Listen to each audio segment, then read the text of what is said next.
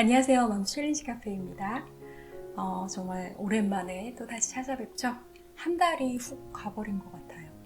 10월 초에 제가 오랜만에 레포트를 써서 제출하느라고 머리에 막 쥐가 나을 것 같았는데 과제를 마치고 나니까 가을도 깊어지고 세상이 정말 아름답네요. 오늘은 그림책 테라피 준비했는데요. 그림책이 마음을 치유하는 도구로 많이 활용되고 있지만 책뿐만 아니라 식물도 상처 입은 마음이나 몸의 재활을 돕는 도구로 상당히 효과적이라고 하죠. 제가 알기로 2차 세계대전 이후에 군인들을 대상으로 원예 테라피가 많이 활용되었다고 하는데요. 그래서 우리가 숲을 산책한다든지 식물을 직접 돌보는 것이 심리적으로나 정신 건강에 정말 유익하다고 하죠.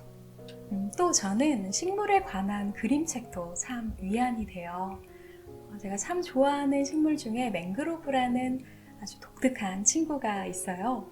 오늘은 맹그로브에 대한 그림책을 소개해 드리려고 합니다. 먼저 맹그로브, 마을을 살린 특별한 나무. 이 책은 고든 사토 박사님에 관한 이야기를 담고 있는데요. 그러니까 실화죠. 이분은 소년 시절 제2차 세계대전을 겪으셨어요. 당시 미국의 수용시설에서 생활하시면서 아주 극한 가난과 굶주림을 경험하셨죠. 척박한 사막에서 옥수수를 키워서 가족들을 먹여 살렸다고 해요. 그 뒤 박사님이 세포 생물학자가 되어서 아프리카 동부에 있는 에리트리아로 갑니다. 당시 전쟁을 치른 이곳에 가난과 배고픔에 지친 사람들을 돕고 싶었기 때문이죠. 어떻게 이들을 도울 수 있을까 고민하시던 중에 낙타가 맹그로브 나뭇잎을 먹는 모습을 보고 숲을 만들어 보기로 결심하시죠. 맹그로브 나무는 정말 독특한 특성을 갖고 있어요. 그냥 물에 사는 나무여도 신기한데 아주 짜디짠 바닷물에 산다는 게 정말 신기하죠? 제가 지금 농학과에서 식물에 대해서 공부하면서 농작물을 키울 때 가장 중요한 게 토양의 염분을 제거하는 거거든요. 대부분의 작물들이 소금기가 있는 토양에서는 생육이 어려워요. 그런데 특이하게 맹그로브 나무는 소금물을 흡수해서 두툼한 잎사귀에 소금을 배출하는 능력이 있어요. 그래서 잎사귀를 보면 소금이 이렇게 붙어 있는 걸 볼 수 있죠.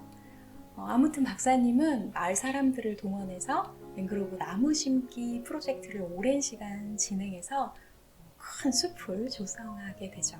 자, 이 맹그로브 숲으로 인해서 마을에 어떤 변화가 생겼을까요?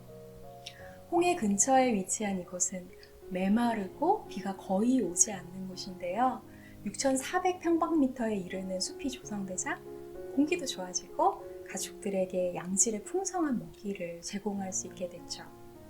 이 가축은 다시 마을 사람들에게 고기와 우유를 제공해서 마을 사람들이 건강해지게 되었고요.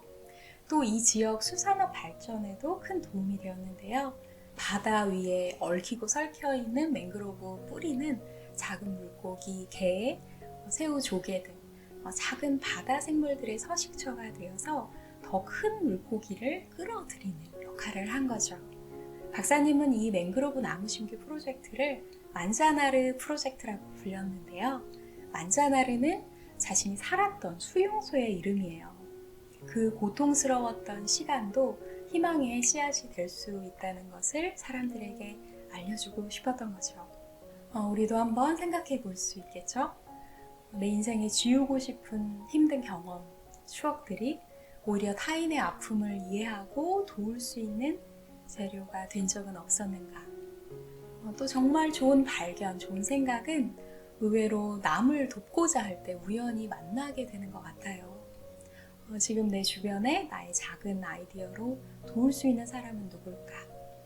또 생각해 볼 수 있겠죠. 한 사람을 위해 한 일이 예기치 않게 더 많은 사람들에게 도움이 되기도 하잖아요. 이런저런 질문을 던져볼 수 있는 그림책이었습니다. 맹그로브의 특성과 또 성장 과정을 좀 더 살펴볼 수 있는 책이 있는데요. 바닷물에 사는 나무라는 그림책입니다. 저는 이 책을 보고 이 맹그로브가 더 존경스럽고 이 친구처럼 살고 싶다는 생각이 들었어요. 좀 웃기죠. 존경하는 사람이면 몰라도 존경하는 나무라는 한번 키워보고도 싶었는데 열대기후나 아열대기후에 적합해서 우리나라에서는 키우기 힘들다고 하네요. 그 친구는 그냥 거기 있어야 할 것 같아요. 맹그로브 나무의 어린 싹은 마치 커다란 연필처럼 생겼어요. 그래서 나무에 매달려 있다가 점점 크고 무거워지면은 바닷물로 뚝 떨어져서 진흙, 갯벌에 잘 박힐 수 있는 형태로 되어 있죠. 바닷물을 떠다니면서 몇 달씩, 심지어는 1년도 뿌리 내릴 땅을 찾는다고 해요. 앞서 말씀드린 것처럼 뿌리에는 작은 바다생물, 해조류가 잘 살 수 있는 환경을 제공하고 위쪽의 가지와 잎에는 물고기를 잡아먹으려고 날아든 새, 원숭이 같은 동물들이 살기 좋은 숲을 만듭니다. 땅과 바다의 온갖 동식물들이 다양하게 공존하는 터전이 되어주는 거죠. 또 맹그로브의 중요한 역할이 태풍과 해일 등의 피해를 막아주는 방패막이가 되어서 마을을 보호합니다.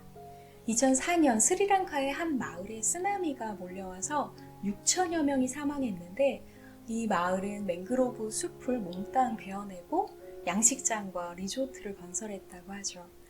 반면에 맹그로브 숲을 보존하고 있던 다른 마을은 단 2명의 피해만 입었다고 합니다.